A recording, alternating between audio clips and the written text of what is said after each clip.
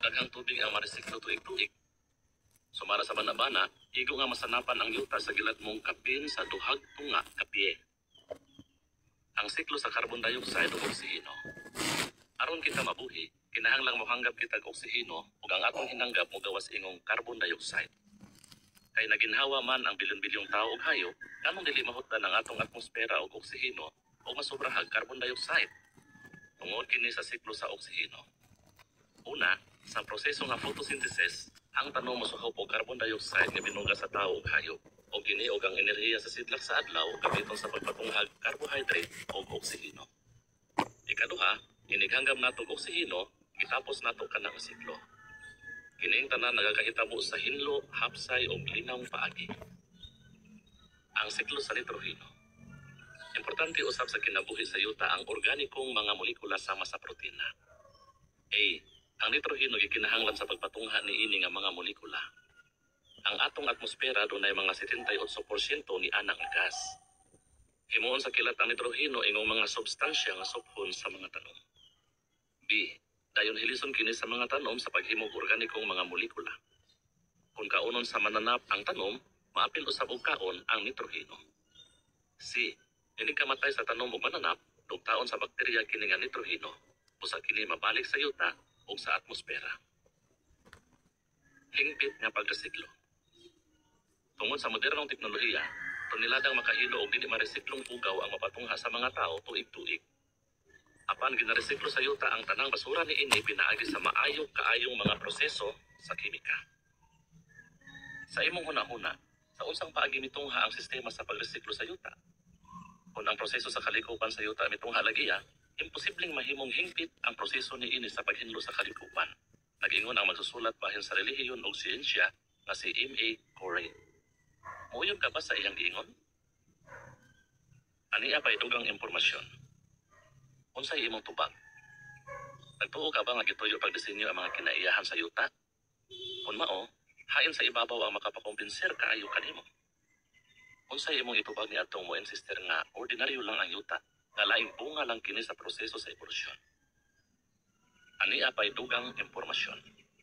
Punog kinabuhi. Walay nahibalo kung unsa kadaghang espisye dinhi sa yuta. Gimadaban nga kini moabot og mga 2 ngadto sa 1 ka gatos ka milyon. Unsa ka kaila pag kinabuhi sa atong planeta? Yuta. Ang usa lang ka gatos ka gramong yuta dunay 10,000 ka espisye sa bakterya, gawas pa sa mga mikrobyo. Ang uban niini nagpuyo mga 3 kilometros lanom sa yuta. Hangin. Gawas pa sa mga langgam, kabog o mga insekto nga manglupat, ang kahanginan punog pollen o ubang mga spore, liso og sa pipila ka dapit, libo-libong matang sa mikrobyo. Ang mikrobyo diha sa kahanginan sama kadaghan sa mikrobyo diha sa yuta, matod pa sa magazine Scientific American. Tubig. Daghan gihapon kita wala mahibalo ibahin sa kadagatan kay dako kaayo gasto ang mga siyentipiko sa pagtuo niini. Bisan ang kagaangan nga naara sa kamabuan o isigihag panuki-duki, gipuy-an og milyon-milyong espisye nga wala pa mailhi. Kini bang nagkalidadis nga matang sa kinabuhi mitungha lag-iya? Daghan ang muuyon sa magbabalakid sa misulat. Pagkadaghan sa imong mga buhat, buhi hoba, sa kaalam gibuhat mo silang tanan. Ang yuta na puno sa imong mga binuhat. Salmo 104:24. Sa footnote, ang Biblia nag-ingon nga Jehovah ang ngalan sa Dios. Salmo 83:18. Balik sa parapong. Kinsay nakauna sa pagdisenyo niini? Ang mga siyentipiko o mga inhenyero karon nagpatudlo sa mga tanom ug hayop. Sila nagtuon og nangopya sa disenyo sa nagkalain-laing mananap sa kanatan sa siyensya nga gitawag og biomimetics sa paghimog bag-ong mga produkto ug sa pagpauswag sa nagama ng mga produkto. Sa magbasa ka sa mosunod nga mga pananglitan, pangutan-a ang imong kaugalingon. Kinsa gayoy angay pasidunggan niini nga mga disenyo? Pagtuon sa kapay sa balyena. Unsay makatunan sa mga tigdisenyo og aeroplano gikan sa balyenang humpback? Daghan kaayo. Ang dako ng balyena motimbang og mga 30 toneladas sa makabugat sa truck kakargado o gahig lawas gamay kapay masamag pako. Kining 12 metros nga mananap liksi kaayo diha sa tubig. Interesado ang mga tigduki-duki kung sa unsang paagi makaliyok-liyok kining gahig lawas nga mananap sa gamay kaayong sirkulo. ilang nadiskubrihan nga ang sekreto anaa sa korte sa Kapay. Ang atubangang kilid sa Kapay lahi sa pako sa eroplano kay kini gibangon. Dihang maglangoy, kini mga gibhang makapaboylo sa balyena paibabaw ug mopamino sa pagbutad sa tubig. Sa usang paagi, ang Magazine Natural History nag-ingon nga tungod sa mga gibhang sa Kapay, ang tubig mo boylo pag-agos nga patuyok nga walay sabal. Bisag tutok kaayo ang lawas ni ini nga nagbasaka ibabaw sa tubig. Asa magamit kining ilang nadiskubrihan? Ang pako sa eroplano nga kortihon ug sama ni ini magkinahanglang pipila lang kakapay-kapay diha sa pako ug uban pang mekanismo nga gamiton sa pagkontrolar sa hangin. Kining pakoa mas luwas ug masayon mintinhon. Ang ekspertong biomekanika si John Long nagtuo nga sa dili madugay ang mga aeroplanong jet gibangon na unyag mga pako. Pagkopya sa pako sa kanaway. Ang pako sa eroplano sama nagkorte sa mga pako sa langgam. Apan gipaos pagkinig maayo sa mga inhenyero. Ang new scientist nagtaho nga ang mga tigduki-duki sa University of Florida naghibog sampol nga eroplano nga gipalupad pinaaging remote control nga makapundo, makasakdop o makasakag kalit sa magkanaway. Makalupad ug sama niini ang kanaway pinaagi sa pagtiko sa ilang pako diha sa mga lutahan sa Siko ug Abaga. Gidisenyo gingon niini ang pako sa 24 pulgadang sampol nga eroplano na dunay gamay motor nga mokontrolar sa mga tukog-tukog nga metal na magpalihok sa pako, sumala pa sa magasin.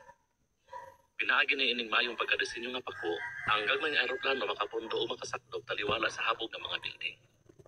Ang ubang mga gawa sa militar, interesado sa paghimog ingon niini kasayon maniobrahon nga eroplano na magamit sa pagpangitag bakterya o kemikal nga mga hinagiban diha sa dagkong mga syudad.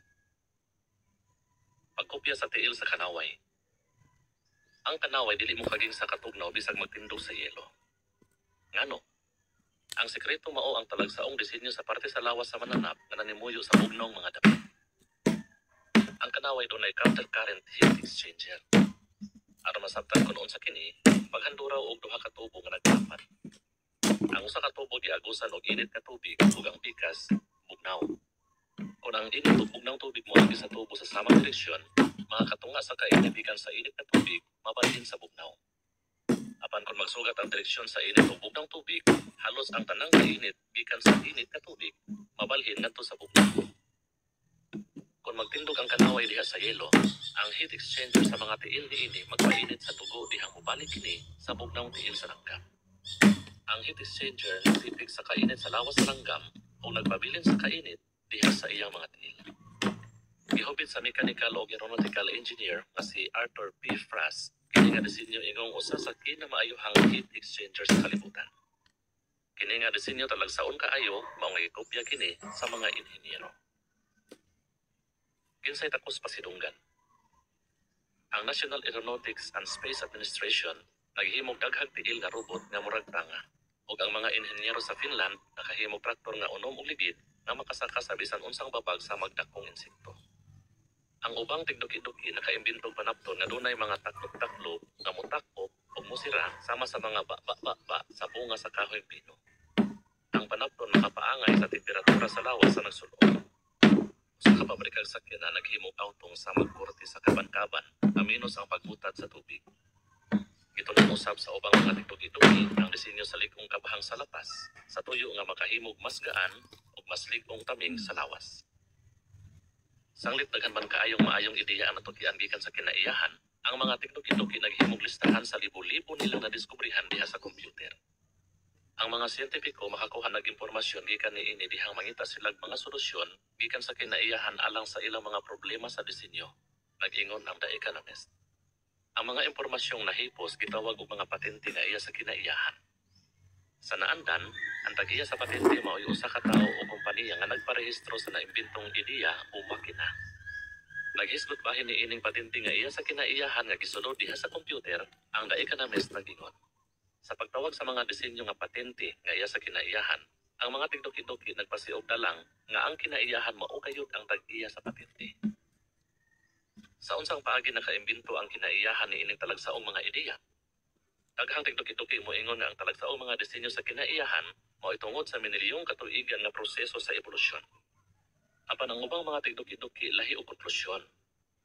Diha sa The New York Times sa Pebrero 7, 2005, ang mikrobiologo nga si Michael J. Behe nagsulat, Ang disenyo nga makita sa kinaiyahan naghatag og simple ug makapakumbinser nga argumento.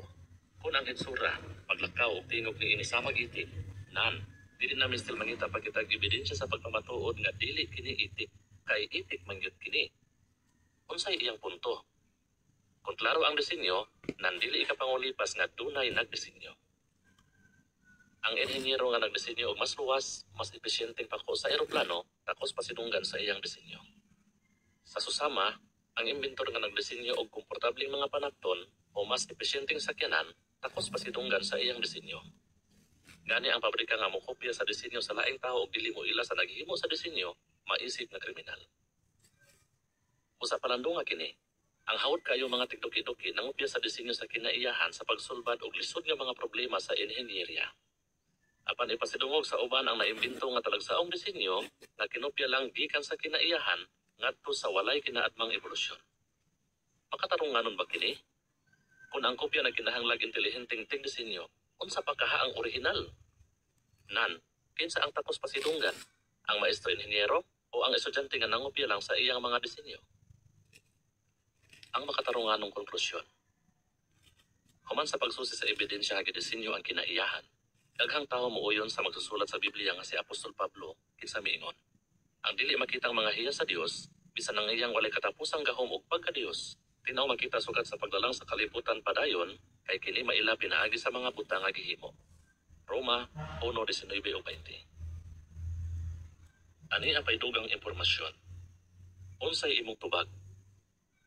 Mutuo ka ba nga aksidente lang nitungha ang maayo kayong disenyo diha sa kinaiyahan?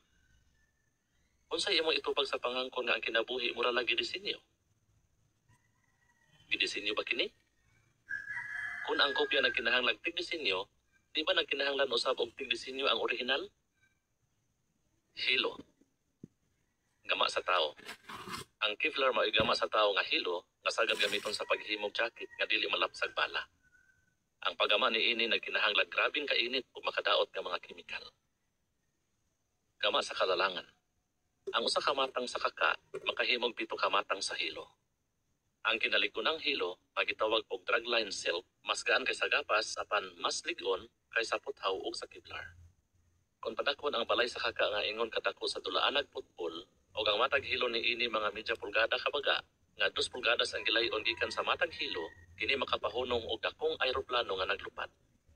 Ang kaka mogamit lag tubig sa paggamag dragline silk ug dili kini magkinahanglan grabing kainit ug mga kemikal. Nabigasyon. Gama sa tao. Ang ubang pasahero mga aeroplano dunay mga kompyuterisadong autopilot system nga mogiya niini sa paglupad ug sa paglanding. Ang computer nga gigamit sa usa ka gieksperimentohang autopilot system sama ra credit card kadako. Gama sa kalalangan. Ang monarch nga alibangbang na may utok nga ingon kagamay sa tumoy sa bulpin, molalin og mga 3,000 kilometros gikan sa Canada paingon sa usa ka gamayng lasang sa Mexico. Kini nagdepende sa adlaw para sa iyang pagnabigar o kini makapasibo sa pag-irog sa adlaw. Lente. Gama sa tao. Ang mga inhenyero nakagamag artificial nga mata nga dunay 8,500 ka lente diha sa luna nga ingon kagamay sa ulo sa dinagom. Kini nga mga lente mahimo magamit diha sa mga high-speed motion detector o diha sa nigpis kaayong mga kamera nga makapokus sa daghang anggulo. Gama sa kalalangan. Ang matag mata sa alindanaw dunay mga 30,000 ka lente. Kini mga lentiha makapokus og nagkalain-laing mga anggulo. Ang daghag lente nga mga mata sa alindanaw makaalinggat dayon na dunay naglihok. Evolusyon. Kabakakan o kamatuoran niini. Kung tinuod nga init ang adlaw, labaw ng tinuod ang evolusyon.